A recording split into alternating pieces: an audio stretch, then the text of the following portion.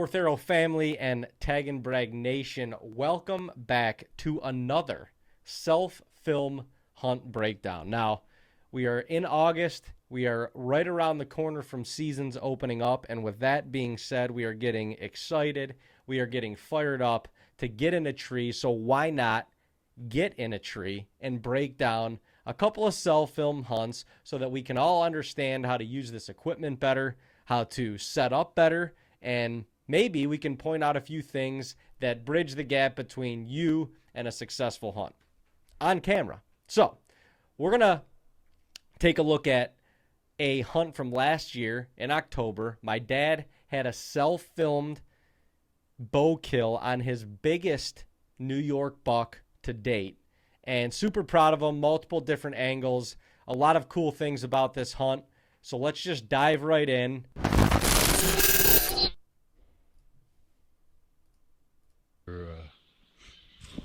Freezer kill tonight.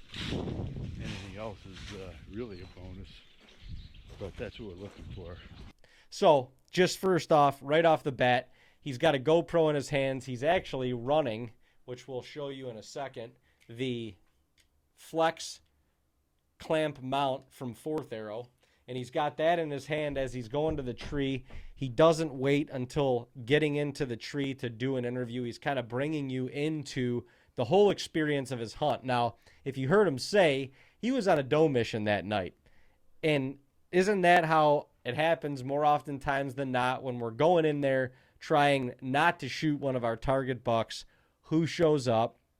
Well, you'll just have to see. You could see over the shoulder angle, and he's got it pointed down right now. He'll adjust that to see more of the field, but he's just showing his setup right now. To the tree.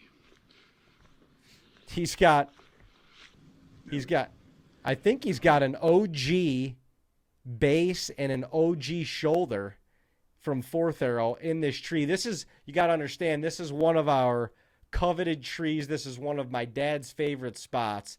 So he does whatever he can to lighten his load going in there. He knows he's going to spend multiple hunts in there a year. He's already got a base. He's already got a shoulder set up. All he's got to do is pop on his carbon arm, or it's either a carbon arm or a stiff arm that he's got on there, and set up his fluid head, and he's ready to hunt. We got about an hour and 15 minutes. We got a camera here, we got a camera here, we got the main camera here.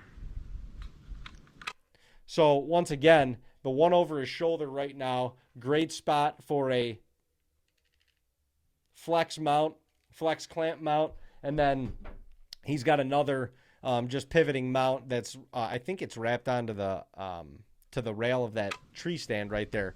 But his main camera is set up perfectly. You can see it's right to his right. It's at hip level. He's got mobilization all throughout that entire plot, whether something comes from a little bit behind him or something's coming from all the way to his left. He's got that whole plot covered. Everything, all of his shooting, or most of his shooting, I should say, and most of the action is going to be happening out in front of him, allowing to set up two different second angles to be able to see different perspectives out in front of him.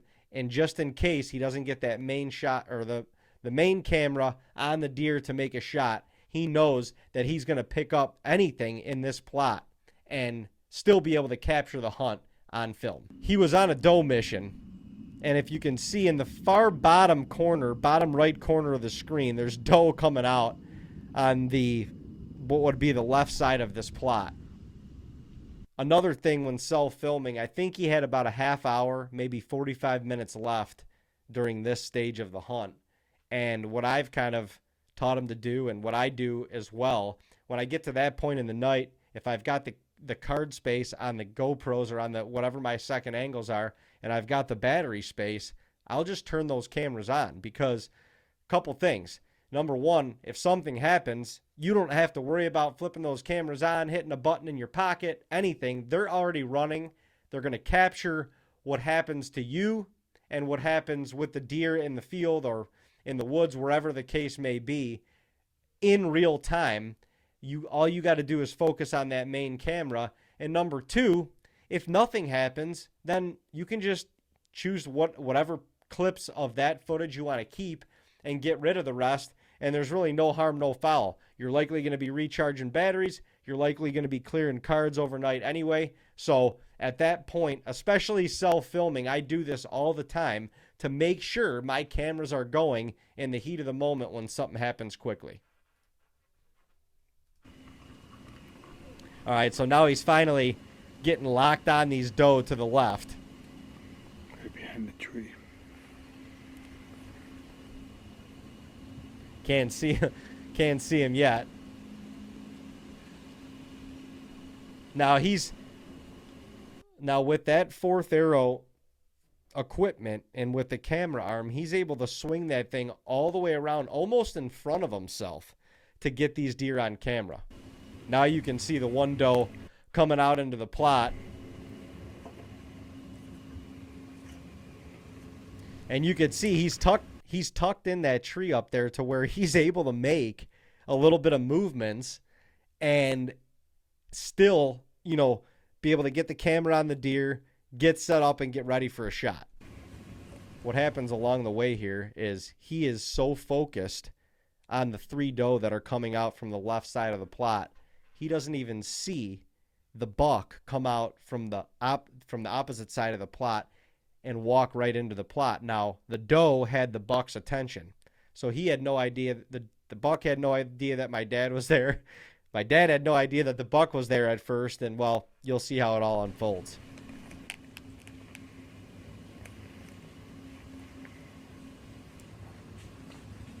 You can see the buck coming in from the top of the screen right here, and he's still locked on the doe.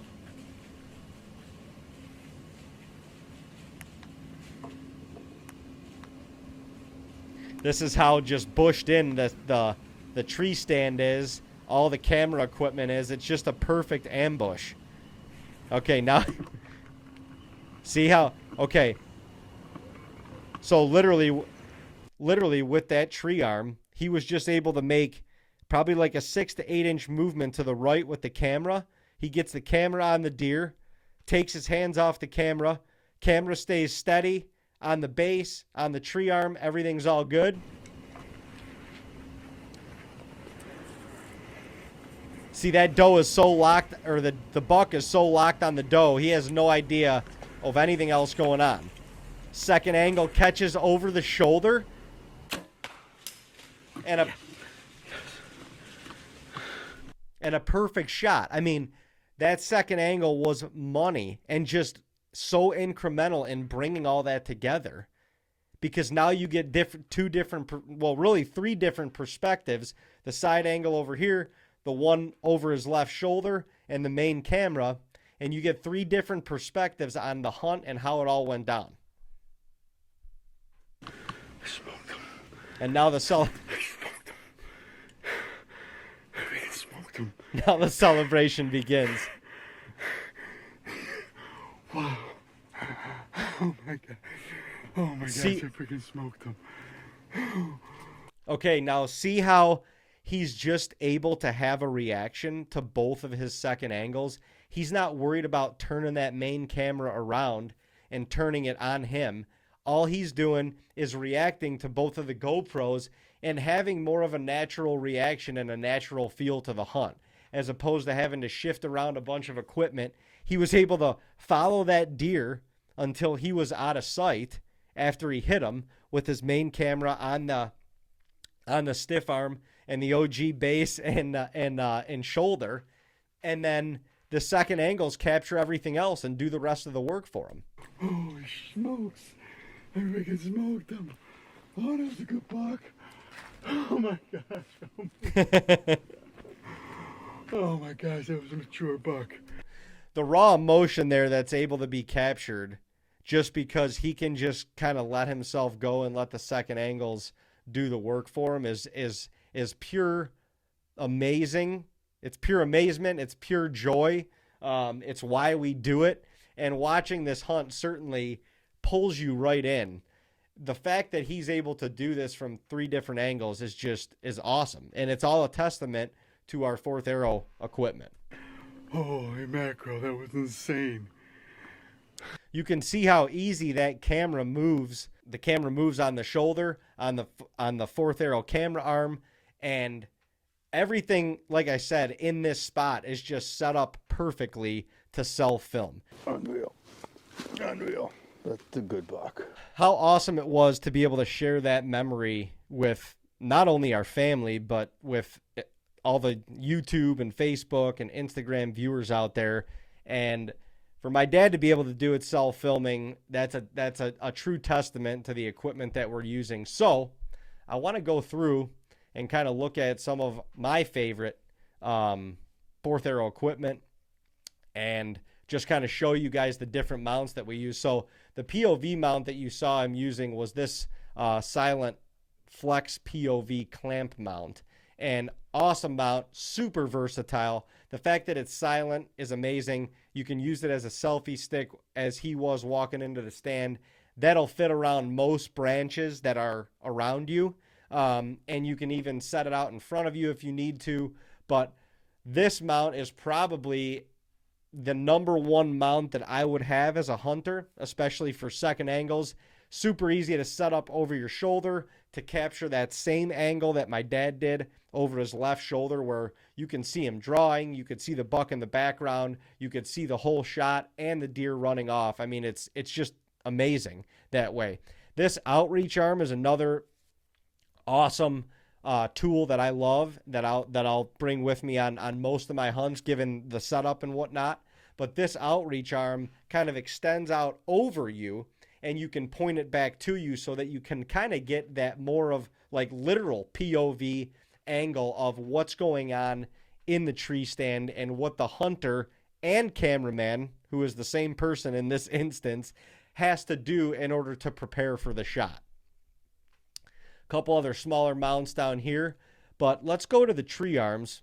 So you saw my dad using, I believe it was the stiff arm that he had on there, which is the standard fourth arrow camera arm. That's the stiff arm right here. This baton arm 2.0 is an awesome arm if you have a smaller, very small compact camera or filming off of a cell phone. Or this can be used for second angles in the tree as well.